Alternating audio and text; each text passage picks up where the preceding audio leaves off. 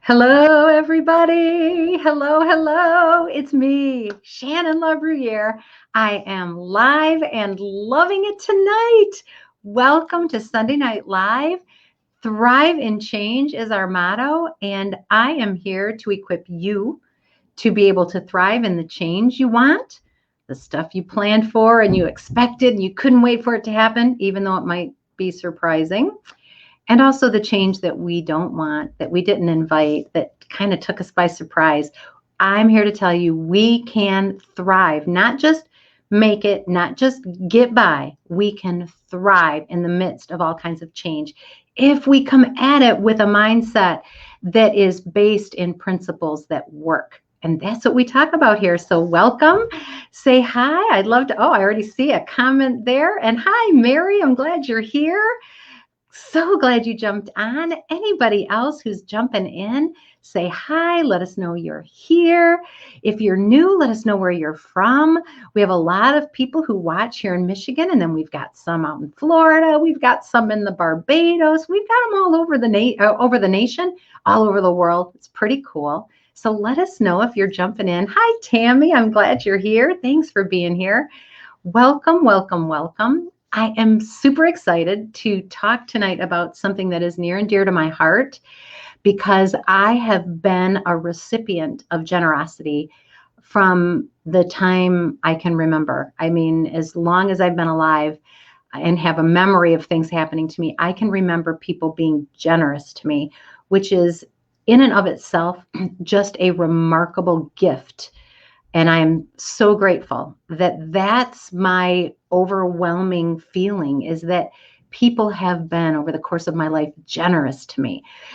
And it's made me, excuse me, want to be generous to others. So we're going to explore this idea of generosity, how it helps us to thrive and change, because it does, this idea of generosity. And so tonight's hashtag, the Thrive principle that we're going to be exploring is bring the honor. Hashtag bring the honor. And that is one thing that absolutely covers this thought of generosity and the actions of generosity is this idea that we're bringing the honor to a situation. So we're going to explore that a little more. Excuse me. You guys, I don't want to be coughing this whole time. All right. Before we get rolling, you need to go to thumbroastcoffee.com and take advantage of your benefit as a Thrive in Change Sunday Night Live viewer. You can get 15% off of an online order at Thumb Roast Coffee, and you will not be sorry. For one thing, saving 15% is awesome. But for another thing, the coffee at thumbroastcoffee.com is specialty coffee. It's high-end coffee. It's the good stuff. And it's already affordable. So when you use that 15% off code THRIVE, you get wonderful coffee at an affordable price with the additional perk of getting a discount because you're on Sunday Night Live. So what's not to love, right? So make sure you check out thumbroastcoffee.com. You will love it. It's a perfect Christmas gift for somebody that you don't know what to get them. And if you can't be there with them during this season where many of us are separate, that is a great way to let them know you're thinking about them. All right, so let's get started. We're going to talk about bringing the honor tonight. Hello. Oh, hi, Corinne. Glad you're here. Carol jumped on. So glad. Anybody else who's jumping on, say hi. Let us know you're here.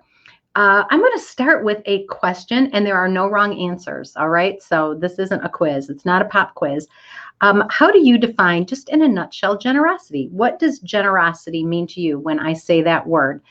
Oh, Corinne says Thumb Roast rocks. I have a subscription that is mailed to me every month. The subscription is amazing, isn't it? What a great idea, Corinne. Get it mailed to your house, whether you remember it or not, right? It's always going to be there. I used to have a secret coffee stash.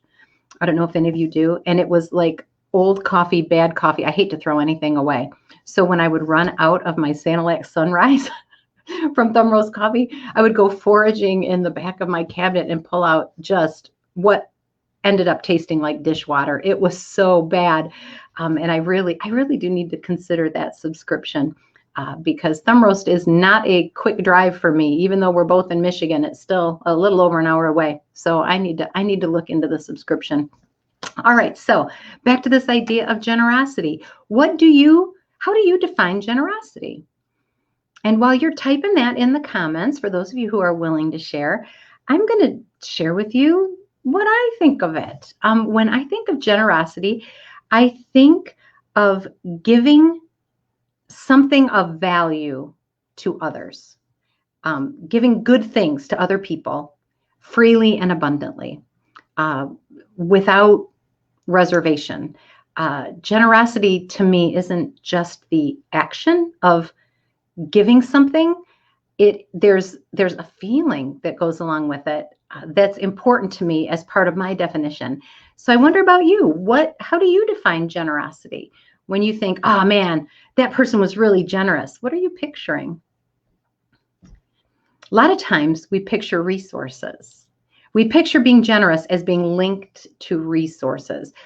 For example, that person donated a lot of money to charity. So that was generous. And that is one way that we can be generous. We can be generous with our resources, with our money. I miss seeing the Salvation Army kettles out in front of the shopping centers. I don't know if where you're at, you've got them, but we don't have them this year here in Michigan, and I miss them. Let's see what we've got here. All right, so Corinne says this: generosity to me means giving anything that you can, a smile, some change, a donation. So giving's the key there. I like that, Corinne. Thank you for sharing it. Tammy says giving without intention of receiving something back. Yeah, that notion of I'm letting it go, and it's not a transaction, right? Generosity isn't a transaction. I like that, Tammy. Thank you for sharing it. Yeah, we sometimes think of generosity as a transaction. Some people do, where I'm going to give a lot and then I'm going to get something in return. So sometimes when we give a lot of a resource, we do get something in return. We get recognition, whether we ask for it or not, right? Sometimes our name is in lights. I'm thinking about the Jessie Besser Nature Preserve in Alpena. So actually, I think it's north of Alpena. Jessie Besser is from the Alpena area here in Michigan. This is many, many, many years ago. He's long gone. He founded the process of making cinder blocks. So he invented this process of making cinder blocks, and he had an immense fortune that he made from that. And I'd never heard of Jessie Besser until our family started vacationing out in the Alpena area, and we saw the Jessie Besser Museum. And so it was a museum that honored the Alpena area history. And of course, Jessie Besser was a big part of that because he was a philanthropist. He had a lot of money. He invested in his community. He was generous. And so Jessie Besser got his name on a museum. He got his name on a nature preserve because he purchased and set aside as an area where it's not a nature preserve, it's a nature area, pardon me. He bought this huge chunk of the Lake Huron shoreline, and they created a sort of a park out of it, but it's not like a formal park. It just gives you places where you can park your car and you can hike. And it seems like miles of Lake Huron shorefront. It's undeveloped. It's beautiful. And I never heard of Jessie Besser until we went to Alpena and were looking for something to do. And our family stopped there, followed a sign, and went and looked. And the beauty of it was so breathtaking. And I was blown away. That's the first time that I can ever remember being totally blown away that somebody was so generous as to create this space that people that he didn't even know would be able to take advantage of it and be blessed by it. And I was moved to tears at the generosity of somebody who wasn't going to be there to get the thank you. He put that in place. Tammy, like you said, he gave without the intention of receiving something back. He knew that that legacy of generosity was going to do a lot of good. People who build hospital wings, right? We can think of generosity like that. They build a whole wing on a hospital for breast cancer patients or children who are ill. Pretty amazing stuff. So this is what Carol says. Carol says, giving time to me, such as this SNL, is also generosity to me. Yeah. Carol, we're going to talk about that. Thank you for sharing. We're going to talk about that because resources are just one of the ways we can be generous. Putting that money in the Salvation Army kettle, right? So we can be generous with our resources. But I want us to think about generosity a little bit differently. And I want us to think about generosity as a posture. All right. This is how we're going to link this to this idea of bringing the honor. When we start deciding that we are going to show up as a generous person, no matter how we're defining generosity, when we determine that wherever we go, we are going to show up as a generous person, we are bringing the honor. We are bringing the honor. When we determine this is how I show up with a spirit of generosity. And it's not just with money, although it can be our resources. Sharing your sandwich, right, with the little girl who forgot her lunch when you're in grade school. Generous. Yeah, generous. But also being able to look at our ability to be generous in a much bigger way than just being generous with our money. So I found this so interesting as I was doing a little research about generosity. It turns out that what I'm talking about, this idea of having a posture of generosity, of deciding I am a generous person and I will show up with an attitude of generosity, that notion is not, it's not common in all cultures. Some cultures do not have that. And it absolutely wasn't always common in Western civilization and Western society. For a long time, back in the Victorian era, for example, this idea of generosity was pretty much owned by the upper levels of society, the high class people, the lords and the ladies, the people who had means. So the people who didn't have means didn't feel a need to be generous, did not show up as generous people. They didn't feel generous. They didn't think that it was even their role. But people who had more, they had more given to them. So they felt an obligation socially to give. So I found that interesting that there were people who felt like, no, I don't have to be generous because of my station in life. This is an amazing thing to me because as I was considering, one of the stories in the Bible talks about a woman, the widow, who had two mites. Anybody familiar with that story? The widow with two mites. And so this is a story that Jesus is telling, and he tells the story of how there was an offering at church, and all of the rich people went up and made a big show of giving their generous gifts, and then the widow only had 2 cents, and she went and just humbly gave her 2 cents. And it was interesting to me because I thought, you know what? She was kind of outside of the box there.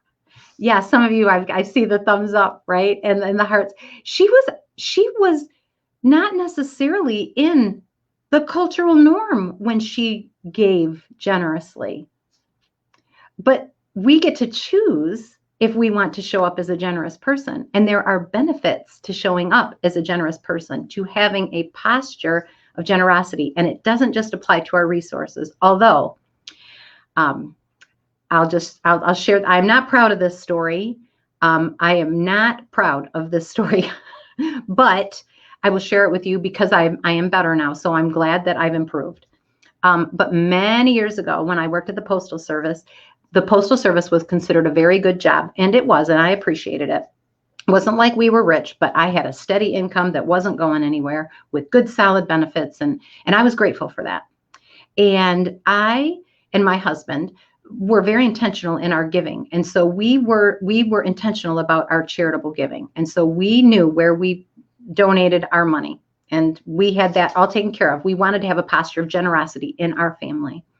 And so somebody came up to me during the Combined Federal Campaign, which is sort of like the United Way, if you're familiar with United Way. But basically what they said was, hey, would you like to donate to a charity through payroll deduction? And I smiled real big at that person and said, oh, no, I'm fine. And you could tell they were taken aback. Like, what? I said, oh, no, I'm fine. We already give. We've got our giving taken care of. We are generous. It is fine. No need. Thank you for asking, but I am not going to give to the Combined Federal Campaign. So the person kind of tries a little harder.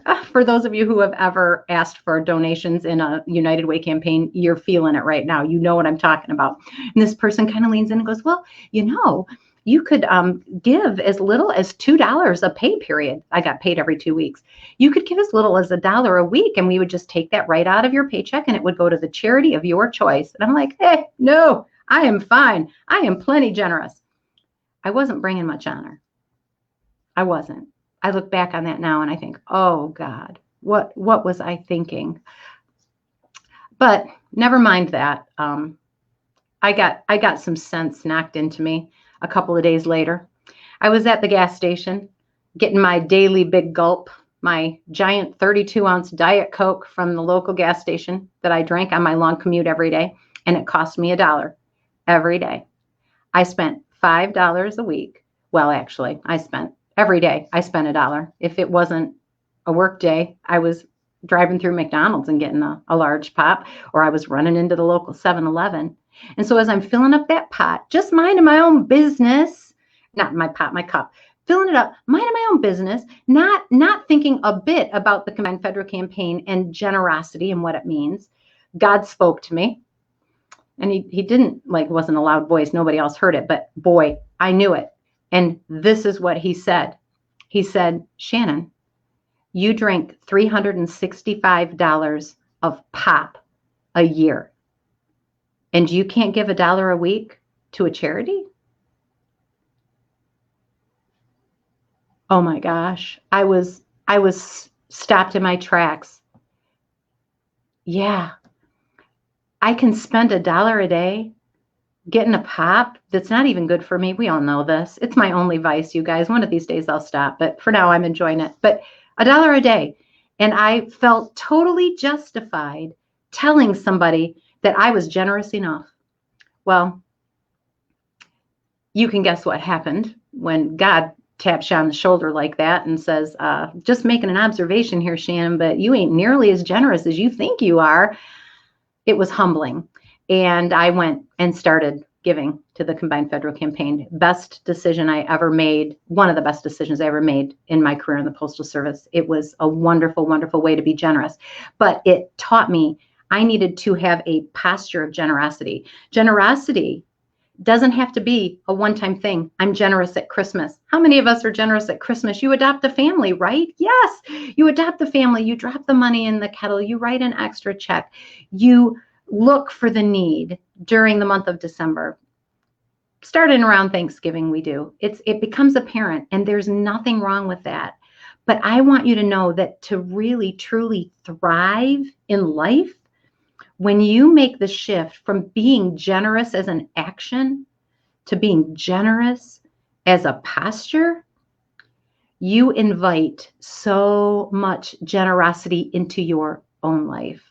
You open the door for generosity and abundance to flow into your life. When you have closed hands, you can't receive anything. I think Carol was the one who taught me that. Closed hands, you can't receive anything. Open hands, right? They're empty. Give me more so that I can share it. I have a posture of generosity. And it's not just with resources like my $1 a week to the Combined Federal Campaign. When we adopt generosity as a posture, these are some of the areas that we can start thinking, How can I be generous in that arena? How could I be generous in the area of authenticity? Now, why would that even be considered generosity, to be authentic? Anybody want to take a stab at that? Why would being real be an act of generosity? Because it absolutely is. When we are authentic, I'm not talking about being blunt and mean and speaking your mind and being crass and using being authentic as an excuse for being unkind. That's not what I'm talking about. But this idea of I'm going to show up as my real self, why is that generous? Why would that be generous? I know in my life, I thought that my act of generosity was to be perfect for everybody. I thought that my act of generosity would be to execute flawlessly. Anybody else in that boat? Executing flawlessly. This is my gift to humanity. I am going to do what I do, not just with excellence, but with perfection. And I found out, another hard lesson, that emphasis on perfection wasn't generous at all. It wasn't generous at all because it was not risky. To only show up perfect, pretty much make sure everybody thinks I'm a superhero, Wonder Woman, and make no mistakes. Being authentic, being real, sharing, I messed up, I'm sorry, or I didn't come at that right, I didn't bring the honor, forgive me. Being authentic, yep, I burnt the mashed potatoes, and so I had to go and buy the Bob Evans kind from the refrigerator case at the grocery store. And so those delicious mashed potatoes you're eating aren't really mine. They're Bob Evans. Being real. I've done that, by the way. Yeah, was supposed to bring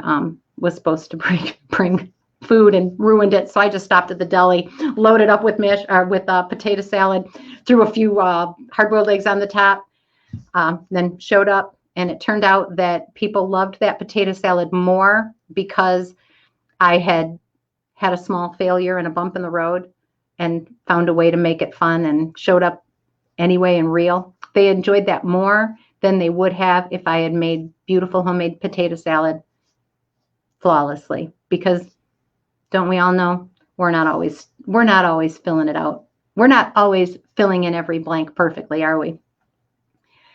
Let's see. Oh, Carol's sharing something here. An inheritance may be gotten hastily at the beginning, but the end thereof shall not be blessed. You are teaching us by example to leave a legacy. Yeah, we can get a lot of things. We can inherit a lot of good things. People can be generous to us. Thank you for sharing that, Carol. People can be generous to us.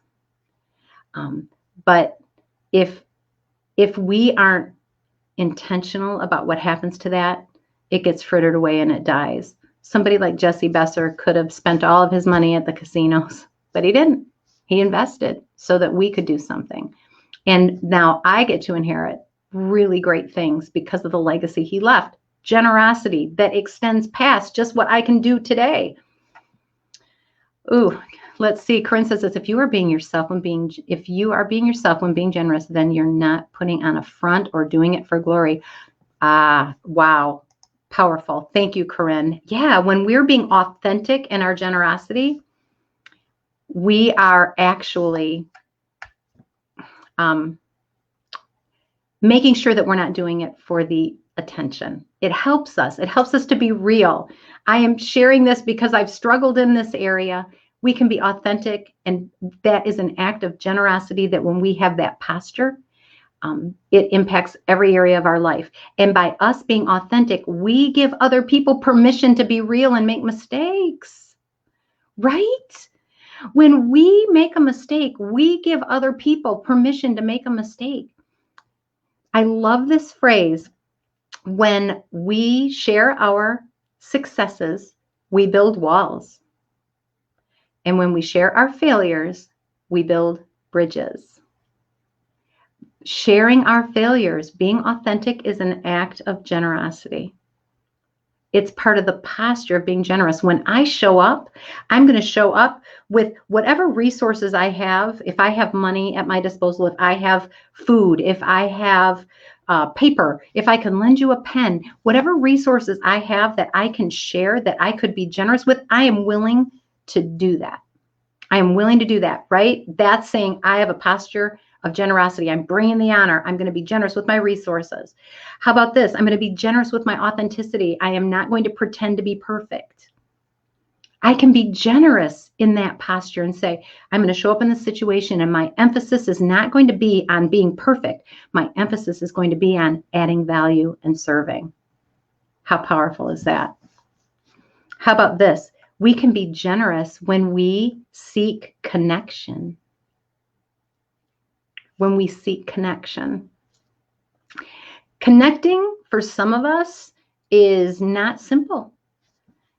Connecting, depending on what your history is, sometimes has some risk. It certainly involves time and investment, right? It involves us being present with people, to truly connect with them, to not be bossy. We talk about that in live stream leadership this week, about this difference of being the director and telling people what to do, and then enlisting them into your camp so that you can tell them to do more things. The difference between being a director and then being a connector. And that act of connecting with people is generous. We can get ourselves out of, I want to use people as tools, and get ourselves into this posture of, I'm going to bring the honor, and I am going to connect with people truly on common ground. Corinne, you just anticipated my next big point, which is this. We can be generous by forgiving. We can be generous by forgiving, and we can be generous by giving apologies. We can forgive other people, and we can ask other people to forgive us. That is showing up with generosity. Showing up with a posture of generosity that says, I'm a person of honor, and when I show up in a place, this is what I'm bringing with me. I'm coming with a respect for people, right? We talked about that. We talk about it so much, understanding that that person has value, whatever their thoughts, whatever they've done, whatever their behavior, they are valuable because they're a person. That's one of our bring the honor postures. Another one is this: I'm going to be generous. How about this? How can we be generous with our ideas? Sharing our good ideas and getting them out there and saying, hey, can you do something with this? I think this would be great. What do you think? Giving somebody encouragement. We can be generous with encouragement when we see them dragging as a person of honor, bringing the honor with a posture of generosity. We can share kindness. The list goes on and on and on. And it gets better and better, and freer and more abundant. It's beautiful. And when we are generous, when we show up in every situation, even, and we're talking about thriving in change, right? Even in the midst of change that we don't like, even in the midst of a pandemic, even in the midst of a job loss or a transfer, even in the midst of grieving the loss of a loved one, when we show up in every situation authentic, right? Not pretending to be somebody we're not, being real, but also having a posture of generosity that I am here to share. I am here to be authentic. I'm here to connect. That brings us so much healing. When we come into situations with that kind of a posture, we have opened ourselves up to heal and improve, because this is the joy of giving. You cannot outgive. No matter how much you give, no matter how generous you are, it always exponentially comes back to you. And I love what my favorite book says about this: pressed down, shaken together, and running over is what we get when we are generous. It's amazing. This posture of generosity changes everything. It's not just giving some extra during the holidays. It is saying, I want to be a generous person. When I show up, I bring generosity with me.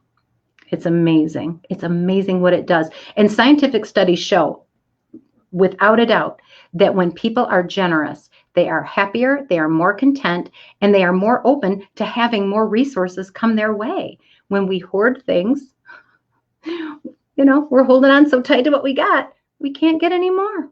So I encourage you as a thriver to start looking at how can you adopt a posture of generosity? How can you adopt a posture of generosity?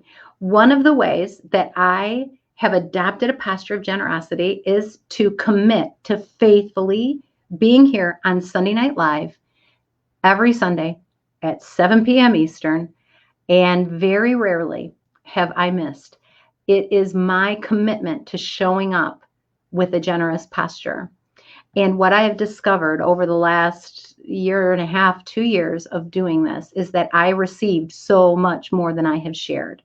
It is amazing what encouragement you have all been to me, what I have learned from you and your comments. Some of you have reached out to me in direct messages, which I love. Some of you have joined Livestream Leadership, which has been a powerful group that we just get to explore all of these great principles in such great detail, but also talk about them among ourselves and learn from what other people's perspectives are. So powerful. And all of those things are rooted in my desire to show up as a person of honor. And Carol, I appreciate your encouragement. You are always so encouraging about what we're doing here in Sunday Night Live, what we do in Livestream Leadership. So Carol says, love the mastermind leadership classes for this reason. Me too, man. They're awesome. The people who come to those show up authentic and generous. It's amazing. And she says, you're investing in us and we're sharing our thoughts and I'm so much better. Saturday mornings are the best and Sunday Night Live are the icing on the cake. Yay! I love to hear that. Thank you. It is my honor to bring it. And Tammy, you are welcome for Sunday Night Live. Thank you all. Thank you all for being here. Next week, I want you to tune in. I've got a fun announcement. You are invited to a party. I am having a party for all of my clients, for the people who tune in, whether you've said hi or you just watch the video, doesn't matter to me. All of the people who tune in to Sunday Night Live, for my Livestream Leadership group, for my corporate clients, I'm having a party. It's not the same kind of party as I was planning to have before COVID kind of upset things here, but it's still going to be a party. You're going to be invited, and I'm going to tell you all about it next week. Until then, mwah, God bless you. Tammy says she loves parties. Yay! All right. God bless you guys. Any thoughts that you have? I'm going to stop the video, but we've got the comments rolling, and I'd love to hear what you think about generosity, what shows up for you when you think about how you want to be generous. All that good stuff. I can't wait to hear about it. Take care. Mwah. I love you and good night.